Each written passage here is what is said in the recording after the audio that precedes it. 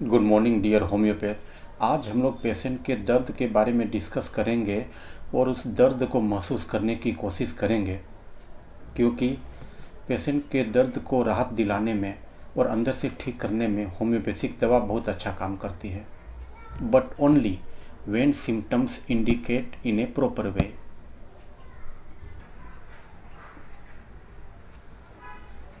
Male patient, age 26 years approx, suffering from polyarthritis since last 5 years।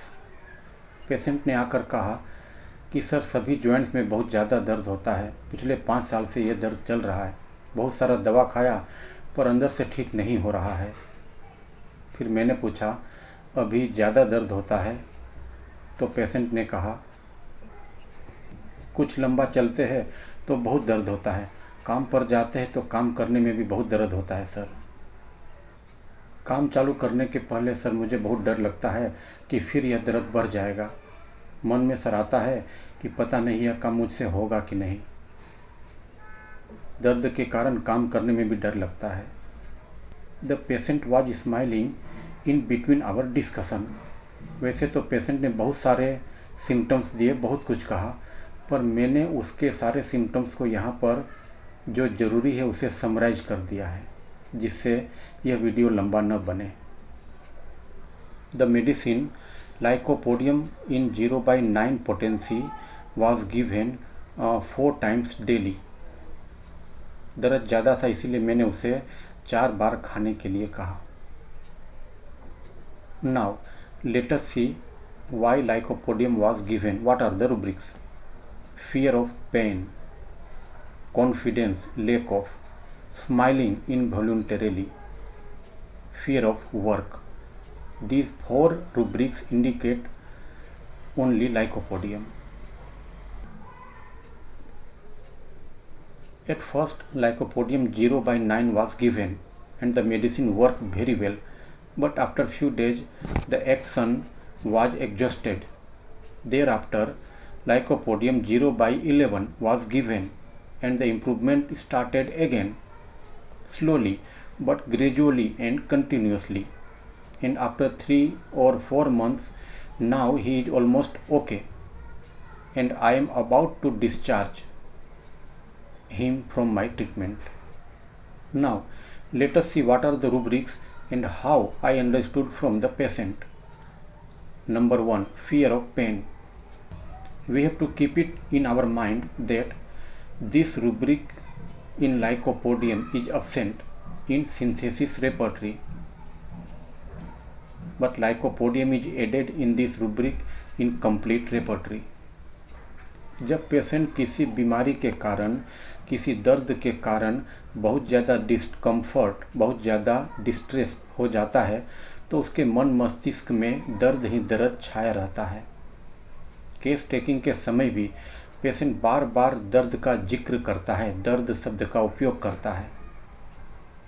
वह कहता है कि सर इतने दिनों से बहुत ज़्यादा दर्द है, बहुत सारी दवा खाई पर सर कोई फ़र्क नहीं हो रहा है, बहुत ज़्यादा दर्द हो रहा है, उठने बैठने में बहुत ज़्यादा दर्द है, सर मैं चल भी नहीं पा रहा हूँ, काम भी नहीं कर पाता हूँ, वगैरह वगैरह। और इस पेशेंट ने भी कहा था कि सर बहुत दिनों से मुझे दर्द हो रहा है, 5 सालों से, इसके कारण मैं काम पर भी नहीं जा पा रहा हूँ, इसके कारण मैं काम भी मुश्किल से कर पा रहा हूँ, उठने बैठने में भी सर बहुत दर्द है, चलता हूँ तो भी सर बहुत दर्द होता है, वगैरह। The next rubric confidence loss of. हम लोगों ने अपने कॉलेज के टाइम में पढ़ा भी है कि लाइकोपोडियम में कॉन्फिडेंस की कमी होती है, और यह पेशेंट भी कुछ इसी तरह कह रहा है कि मुझे काम चालू करने में डर लगता है। पेशेंट में कॉन्फिडेंस की कमी आ गई है और यह कमी उसके दर्द की वजह से है, और इसीलिए पेशेंट कहता भी है कि सर काम चालू करने के पहले मुझे डर लगता है, मुझसे यह काम हो पाएगा नहीं हो पाएगा। I am doctor Mukesh Gangani on my YouTube channel the art of homeopathy, and we are discussing just about lycopodium, and now we shall discuss smiling involuntarily. The next rubric is smiling involuntarily, and this rubric is very useful, very important, because it is frequently used.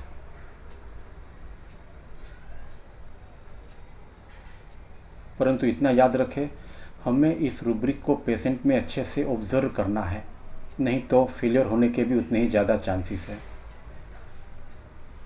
बहुत सारे patient हमारे clinic में मुस्कुराते हुए आते हैं, हंसते हुए बातें करते हैं, परंतु ऐसा ज़रूरी नहीं है कि सारे पेशेंट इसी तरह बोलेंगे। कुछ पेशेंट उदास रहते हैं, कुछ पेशेंट रोते हुए आते हैं, हंसते रहते हैं, गाते रहते हैं। इस रूब्रिक में एक और ख़ास बात है कि इसमें केवल 3 दवाएं हैं। हमारा काम बहुत इजी हो जाता है, शॉर्ट हो जाता है। ये तीनों दवाएं हैं Aurum metallicum, belladonna and lycopodium.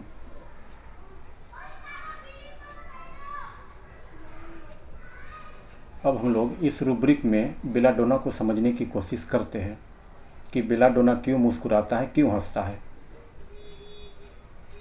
Belladonna अपने मन में वजन को नहीं रखना चाहता है। बेलाडोना अपने मन में बोझ नहीं चाहता है, हल्कापन चाहता है, लाइट डिज़ायर फॉर। अब इस हल्केपन को पाने के लिए, अपने मन के वजन को कम करने के लिए वह मुस्कुराता है, नॉन सीरियस हो जाता है, फ्राइवलस हो जाता है। वैसे तो बेलाडोना नाइव भी है, क्रेडुलस में भी है, परंतु ऐसा जरूरी नहीं है कि बीमारी की हर अवस्था में बेलाडोना मुस्कुराएगा। परंतु यदि वो हमारे सामने मुस्कुराता है, बार बार अपने को इस तरह रिप्रेजेंट करता है, तो हमें उसके मेंटल स्टेट को समझकर अन्य रूब्रिक के साथ इस रूब्रिक को लिंक करना पड़ता है। Now come to the lycopodium. Belladonna हंसता है, मुस्कुराता है, जबकि लाइकोपोडियम को मुस्कुराना पड़ता है। यह एक बहुत ही बड़ा डिफरेंस है दोनों मेडिसिन के बीच में। एक हंसता है, मुस्कुराता है, दूसरे को मुस्कुराना पड़ता है। अब लाइकोपोडियम को क्यों मुस्कुराना पड़ता है, इसे हम शॉर्ट में समझने की कोशिश करते हैं। लाइकोपोडियम की मुस्कुराहट एक उसकी मजबूरी है।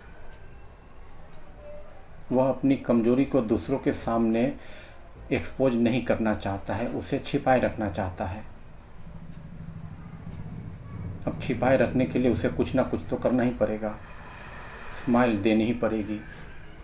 हम लोगों ने कॉलेज के टाइम में पढ़ा भी है, lycopodium is mentally strong but physically weak. अपनी इस वीकनेस को छुपाने के लिए, अपने ईगो को मेंटेन करने के लिए उसे मुस्कुराना पड़ता है। वह नहीं चाहता है कि उसकी कमजोरी दूसरों के सामने एक्सपोज हो। उसका अपना ईगो भी है, वो अपने आप को ऊंचा रखना चाहता है, दूसरों के सामने नीचा नहीं दिखाना चाहता है अपने आप को। अब दूसरे लोग उसकी इस कमजोरी को समझ जाएंगे तो उसे मुश्किल हो जाएगी, इसीलिए उसे मुस्कुराना पड़ता है।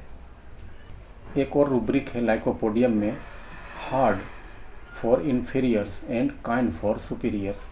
अब लाइकोपोडियम पेशेंट के सामने डॉक्टर एक सुपीरियर पर्सनालिटी है, इसीलिए उसे उसके सामने मुस्कुराना पड़ता है।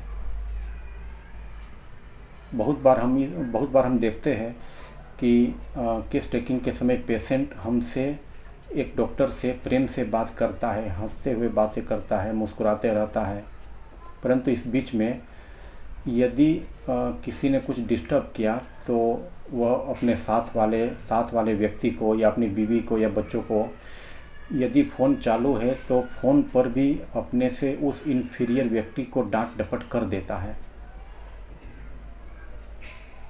यहाँ भी लाइकोपोडियम के 2 पैरेलल सिम्टम साथ में चल रहे हैं। हमारे लिए वह काइंड बन जाता है और दूसरों के लिए वह हार्ड बन जाता है। लाइकोपोडियम हेल्पलेसनेस रूब्रिक में भी है।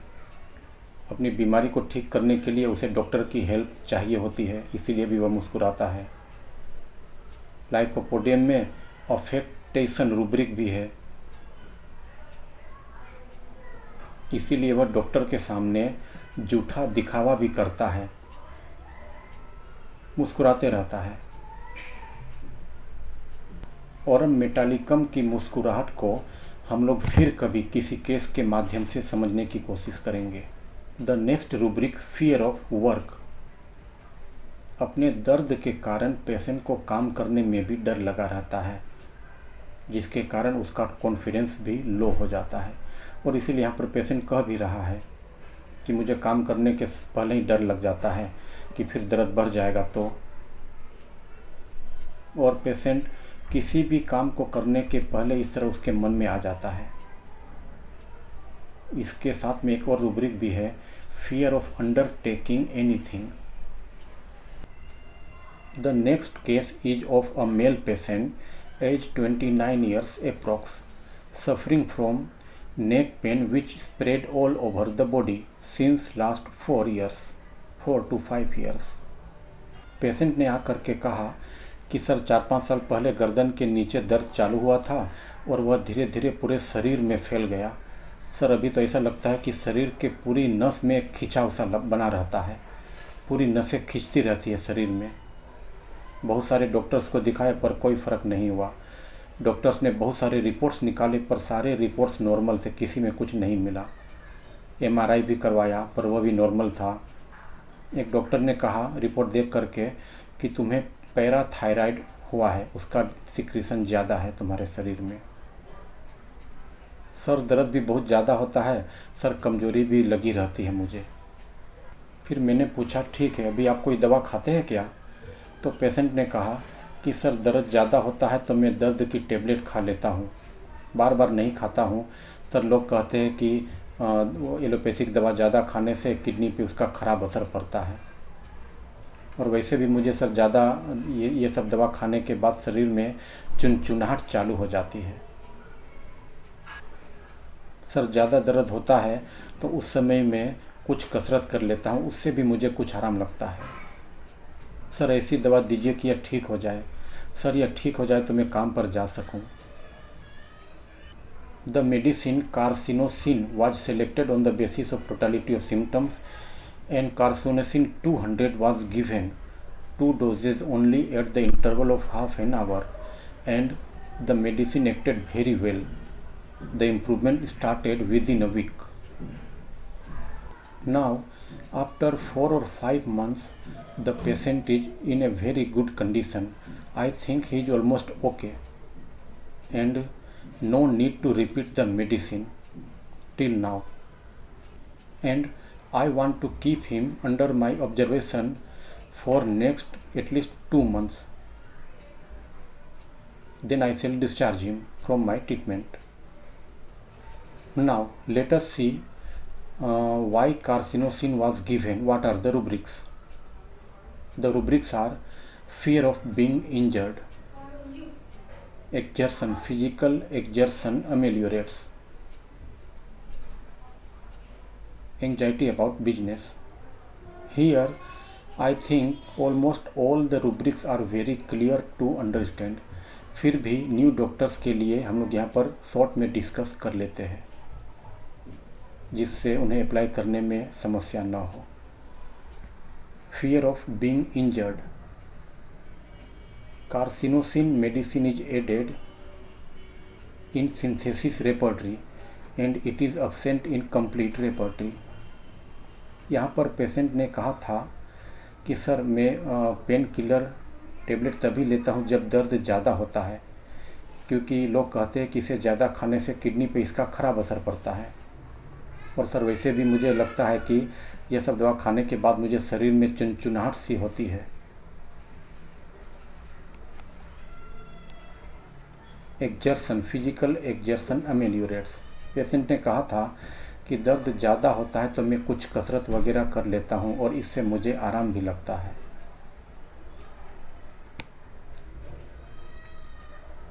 Anxiety about business.